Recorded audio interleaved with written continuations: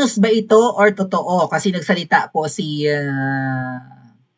Amy Marcos na mamaya, kasi Lunes na ngayon sa Pilipinas, mamaya ay i ano ba, i-a-announce na si Boying Rimulya ang magiging ombudsman, right?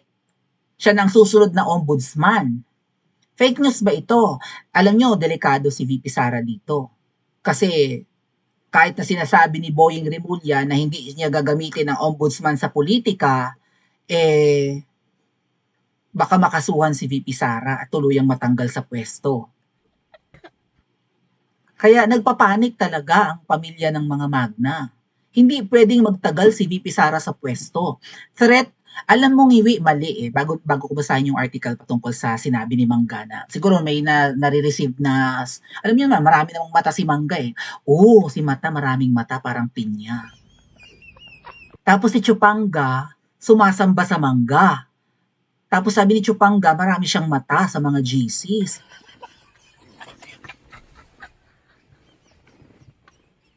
Birds of the same feather or what? Anyway, Ngiwi Junior, kung may makikinig man sa mga loyalistang or I think tinitiktikan naman nila yung ating ating vlog no? Ang ating channels. Both 1 and 2 na channels natin. Kung tutuusin, Ngiwi, safe ka hanggat si VP Sara ang Vice President. Bakit? Hindi naman hinahangad ni VP Sara out of delikadesa na maagaw ang power sa iyo. Dahil kung gustong gawin niya ni VP Sara, matagal ka nang wala sa pwesto. Baka nga mamaya, di ba, kung tatanungin talaga si VP, sabihin niya, kayo na ang bahala, taong bayan. Pero ako, mag-aantay ako ng panahon kung kailan, di ba, it's a, ano ba tawag doon? It's destiny. It's destiny kung magiging pangulo ka. Napakalaking responsibilidad nito. Destined kang maging pangulo kung talagang magiging pangulo ka. So, si VP Sara, bahala na ang taong bayan. And kung destiny niya na maging presidente, baka in 2028 yan. Pero sabihin mo na mananawagan siyang, sipain nyo na yung addict na yan para ako na maging pangulo nyo, hindi manggagaling sa bibig ng vice president yan.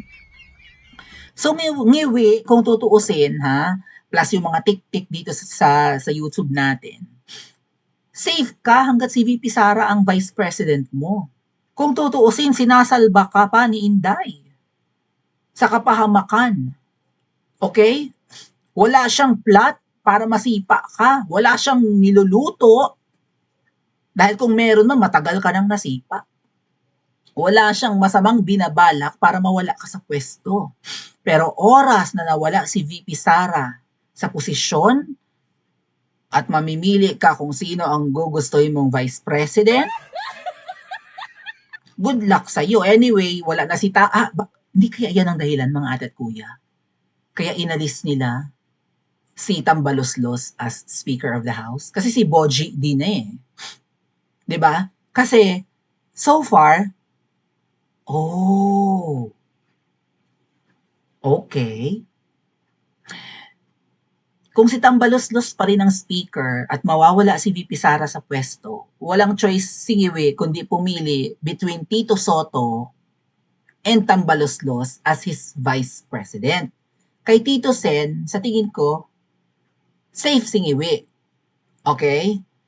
Pero kapag hindi papayag si Tambaloslos na na hindi siya ang piliing vice president, kaya nga gusto niyang ipa-impeach si VP Sara nung panahon na siya ang speaker, di ba? Gigil na gigil para siya ang piliin ni Ngiwi. At kapag siya ang pinili, kadali niyang traidorin si Ngiwi para siya na ang presidente. Imagine niyo mga kababayan kung ang worst case scenario na si VP Sara ay na-impeach ng tuluyan and then naging vice president ni Ngiwi si Tamba. You think hindi tatraidorin ni Tamba si Ngiwi? Baka mamaya magulat kayo, pina-impeach na rin ni Tamba si Ngiwi para siya na ang presidente ng Pilipinas. Hindi na niya kailangang kalikutin ang konstitusyon natin. Di ba may mga pa-PI siya, People's Initiative. Gusto niyang doktorin ang konstitusyon para ma-expedite yung ano, pag-upo niya sa seat. Gusto yata ni Tamba na maging Prime Minister ng Pilipinas. Kasi alam ni Tamba na kahit anong gawing pagpapabango niya, hindi siya gusto ng tao. Laos na laos. Hindi naman trabaho ng mga kongresista ang mamudbud ng pera. Si Tamba, 5 million pesos cash! At 3 at 5 kilo bugas! Ang puki ng ina. Nag-Willie Rebillame pa ang puki ng ina. So, lahat ginawa na ni Tamba, hindi pa rin siya mabango sa tao. So, kung tatakbo si Tamba in 2028, alam niyang matatalo siya ng kahit sino siguro, right?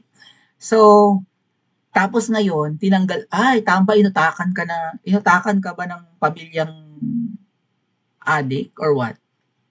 Palagay niyo mga tatuya. Nautakan ba si Tamba? Hindi na siyang speaker ngayon eh. So, hindi na siya, unless hawak ni Tamba yung Boji D sa leeg. 'Di ba? Na kung sakasakali mong maging vice president yan, kung mawawala si VP Sara, baka traidorin pa rin yan si Ngiwi. Sino kaya ang pwedeng pumalit kay Tito Sen? Kasi di ba tumatagilid na rin ang bangka ni Tito Sen bilang Senate President. Kung si Cayetano kasi ang magiging Senate President, mga kababayan, hindi palagay ang loob ko. Hindi talaga. Siguro kung si Senator Marcoleta pa, no? Pero hindi naman gugustuhin ni Ngiwi, di ba? I-impluwensyahan ni Ngiwi ang Senado para hindi maging Senate President si Marcoleta. Kasi wala siyang choice. Kung ano't ano man ang mangyari kay VP Sara at mawala sa pwesto at magawan talaga ng paraan itong DOJ, itong magiging ombudsman, according to Mangga, mamimili si, right? Mamimili si Ngiwi between Boji D na pumalit kay Tamba and Marcoleta, edi pipiliin na lang niya si Boji D. Delikado ko pa rin, Ngiwi. Agree kayo? Kung hawak sa leeg ni Tamba yung si Boji D, kaibigan daw yan eh. Oh. Delikado ko pa rin, Ngiwi. Baka ma-impeach ka. Oo. Ang pinaka-safe na sitwasyon, Ngiwi, ay Vice President mo pa rin, si VP Sara. Siyang gustong i-eliminate para lumapit sa pwesto mo ang nagtatangka na matanggal ka rin. Right? So far, si VP Sara ang walang balak na masama sa'yo kahit naaalibadbara na sa'yo ang Vice President. Anyway, yun nga, nag-fake news ba or totoo? Aabangan natin mamaya. Okay, basahin ko lang. Kasi, ang sabi daw ni Mangga, nakatakdang maging nakatakdang italaga bilang ombudsman si Boying Remulla or si Secretary of Justice Boying Remulla.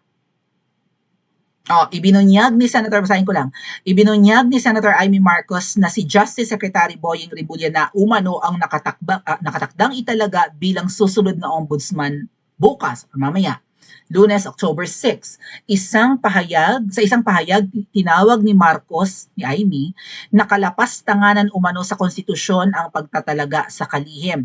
Madudungisan daw nito ang kredibilidad ng ombudsman. Matatanda ang naghain ng reklamo si Senator Marcos laban kay Remulla kaugnay ng pag-aresto kay dating Pangulong Rodrigo Duterte. Bakit nga naman i-appoint bilang ombudsman si Remulla? Tainted ang pangalan. Isa sa Remulla sa 5 tao na baka nautusan ng ahas para ipakulong si Tatay Digong. Tapos ilalagay mo as ombudsman. Illegal ang ginawa kay PRRD. Wala pa namang pahayag ang kalihim at ang mismong palasyo kaugnay sa issue. So nakareceive siguro ng intel si Amy Marcos na i-appoint na mamaya bilang ombudsman si Remulla. Si Remulla naman ay nangangako na, sabi niya, the ombudsman has to be fair. Sa akin lang naman, it has to be fair. Hindi naman dapat wini-weaponize. It should never be weaponized. Parang lutang din yung salita ng isang to. Talagang nakaligtas pa rin sa isang bulate si Remulla. Di ba, na-haggard to ng bongga. Mukhang naka-recover. Ayon kay Remulla, hindi raw hahayaan niyang magamit ang Office of the Ombudsman bilang political weapon. Hindi nga. Hindi ka pa nga ombudsman, instrument ka na sa pamumulitika sa mga Duterte. Ano yung sinabi ni Rimulya nung hearing na you have to bend the law. Sabi pa ni si Erwin Tulfo ba yun? Sometimes, Madam, Mr. Chair, you have to bend the law. Sabi ni tama, sabi ni Erwin Tulfo kay Boying. Yes, sir, sabi ni Boying Rimulya. Nag-a-agree si Boying Rimulya kay Erwin Tulfo na dapat i-bend ang law patungkol sa usapin nga doon sa mga diskaya, na gustong-gusto niyang mabawi muna ang yaman ng mga diskaya bago aprobahan yung Witness Protection Program. Sabi nga ni Marcoleta, walang ganyan na rule. 'Di ba? Kung gustong maging witness dahil hindi sila ang most guilty, hindi requirement na isoli ang pera. Ay kailangan i-bend ang law, sabi ni Erwin Tulfo. Tama, Mr. Speaker, tama, sabi ni Erwin Tulfo kay Boying. Yes, sir, sabi ni Boying. Agree siya sa bending of law. No one is above the law nga, mga kababayan eh. Tama, walang nakakataas sa batas, ginawa yan para sundin. Tapos yung mga gumagawa ng batas na senador, gustong i-bend ang law at umaagree ang Boying Rimulya. Tapos sasabihin niya, hindi niya gagamitin ang pwesto para mamulitika. Naniniwala kayo sa isang ito? Kaya nga sabi ko mga kababayan, pag umupo si Boying Rimulya as ombudsman, delikado si VP Sara. Sasampahan nila ng Ang dami ng kasong kinakaharap ni VP Sara, ha? Oh. Tapos dadagdagan ito, gustong-gusto nilang ma-impeach ang ating Vice President. Ang kanilang number one na issue, yung confidential funds na 125 million, winaldas daw within 11 days. Oh. 125 million lang kumpara nyo sa bilyones na confidential funds ni Marcos Jr. na hindi natin alam kung paano ginagastos. Ultimo bagyo, hindi niya alam, hindi siya sure kung may bagyo. Anong klaseng intel meron ng isa? Ito, hindi mo na nga kailangan ng intel, makibalita ka na lang sa social media, sa mainstream media. Tapos itong ngiwi, walang kaalam-alam. Hindi mo na nga kailangan ng intelligence fund para malaman ang sitwasyon ng Pilipinas, 'di ba? Oh, tapos hindi pa niya alam kung sino-sino ang mga nangungurakot dyan sa flood control. Well, hindi siya mag-iimbestiga, mukhang sangkot siya eh. So, ano mga kababayan ang magiging kalagayan ng ating Vice President sa kasakaling umupong ombudsman itong si Boying? Ano ang gagawin ng taong bayan kapag natanggal si VP Sara sa pwesto? Snap elections ba ang solution or EDSA people power? Pa-comment po sa comment section at mag-like and subscribe din po kayo.